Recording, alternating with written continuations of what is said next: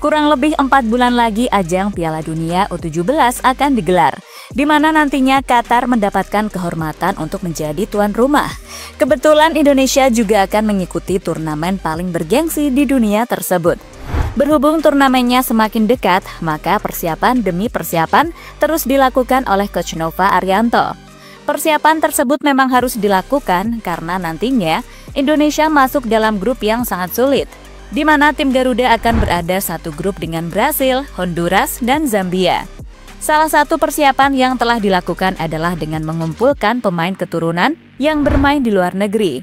Dari hasil pencarian yang telah dilakukan, setidaknya Indonesia sudah menemukan 9 pemain, yang mana mereka akan diseleksi lagi sebelum skuad final diumumkan menjelang turnamen dimulai. Lantas siapa saja mereka? Berikut ini adalah jawabannya.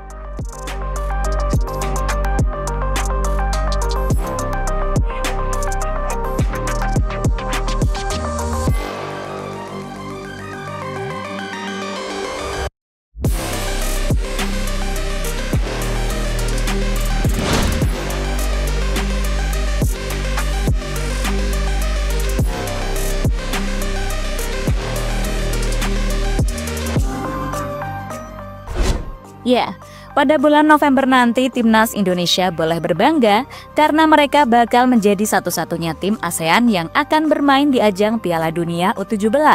Sementara tim lainnya seperti Thailand hingga Vietnam dipastikan gagal lolos. Tentu sebuah prestasi yang sangat luar biasa yang ditunjukkan oleh tim Garuda. Prestasi yang sekaligus mengulangi pencapaian pada tahun 2023 yang lalu. Saat itu, Indonesia juga lolos ke Piala Dunia U17. Namun, kelolosan tahun ini bisa dikatakan sangat spesial karena Indonesia lolos berkat kerja keras tim, bukan karena ditunjuk sebagai tuan rumah.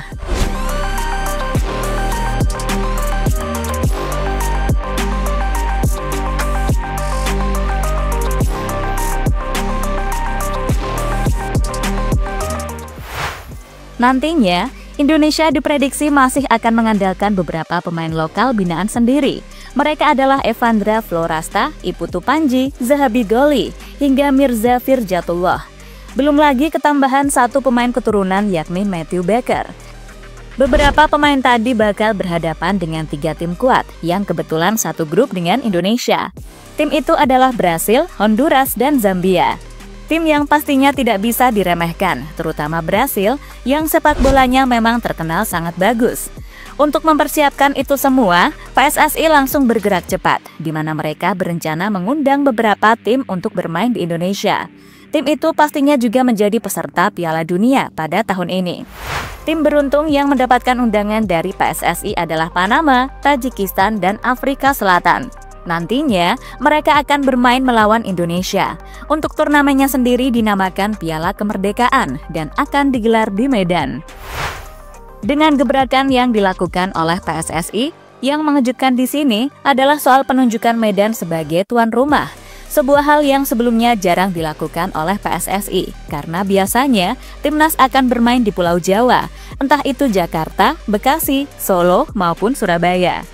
Mengenai hal ini, Ketua PSSI yakni Erick Thohir kemudian memberikan alasan mengapa dirinya menunjuk Medan sebagai tuan rumah Piala Kemerdekaan. Tim nasional ini milik masyarakat Indonesia, tidak hanya Jawa sentris. Apalagi pemerintah sudah mulai membangun banyak stadion di daerah-daerah. Kan kita mesti apresiasi pemerintah. Apalagi pemerintah daerah sekarang sangat progresif, ingin juga membawa tim nasional ke daerah masing-masing, kata Erick Thohir pada media.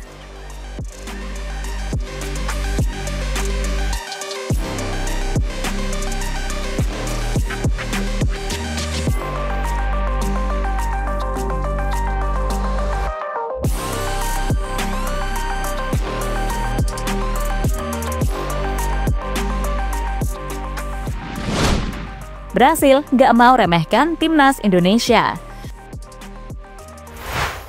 Dari grup yang dihuni Timnas Indonesia, Brasil tentunya menjadi favorit untuk lolos ke babak selanjutnya. Hal yang sangat wajar, karena mereka pastinya memiliki banyak pemain berkualitas hasil binaan sendiri. Namun soal itu langsung mendapatkan tanggapan dari pelatih Brasil U17, yakni Dudu Patetusi.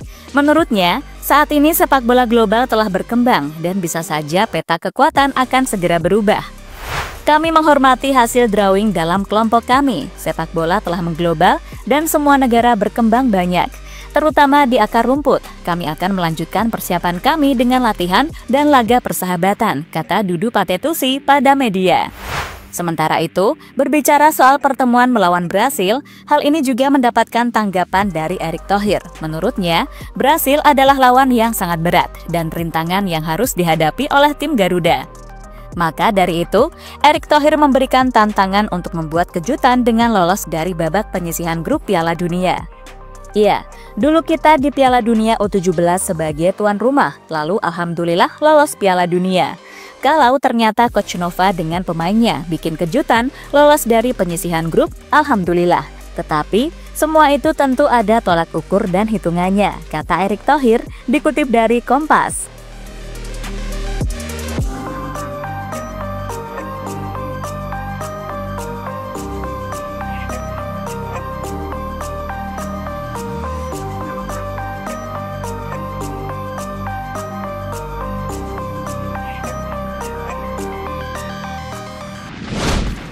Sembilan diaspora baru telah dipersiapkan. Piala Dunia sendiri adalah turnamen bergengsi dan semua tim pastinya akan mengirimkan skuad terbaiknya. Hal inilah yang harus diwaspadai oleh timnas Indonesia jika lawan yang mereka hadapi tak akan mudah. Maka dari itu, sebuah gebrakan langsung dilakukan oleh PSSI. Gebrakan yang dimaksud adalah dengan mendatangkan 9 pemain diaspora baru. Mereka adalah pemain yang mayoritas tengah menimba ilmu di Eropa. Pemain-pemain itu adalah Vicky Muller, Floris de Pachter, Noah Pohan, Jonah Gasseling, dan Dustin Hoop. Mereka ini adalah pemain diaspora yang lagi bermain di Belanda. Kemudian ada satu pemain yang menimba ilmu di Australia bersama Sydney FC, yaitu Isaac Jacob. Satu nama yang berkarir di Italia adalah Lionel Detroit di US Città di Palermo. Lalu 2 nama yang membela klub Norwegia yakni Azadin Ayub dan Nicholas. Jika di total semuanya menjadi 9 pemain.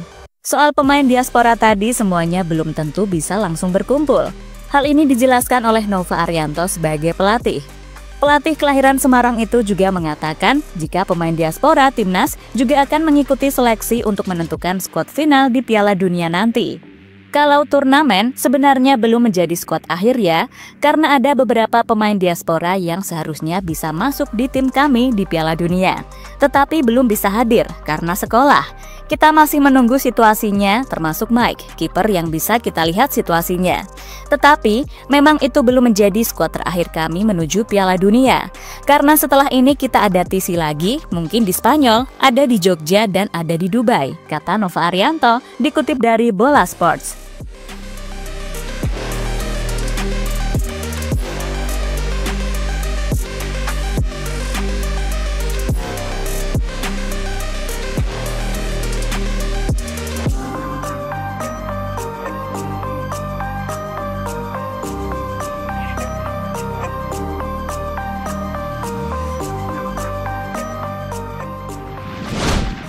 Misi Indonesia menggendong ASEAN.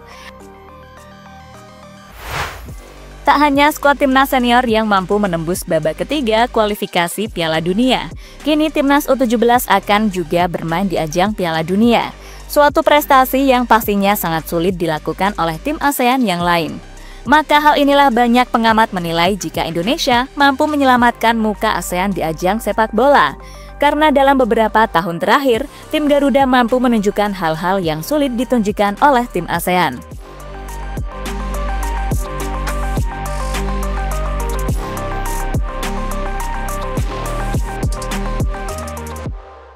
Jadi itulah kabar terbaru dari timnas U17 yang beberapa bulan lagi akan bermain di ajang Piala Dunia.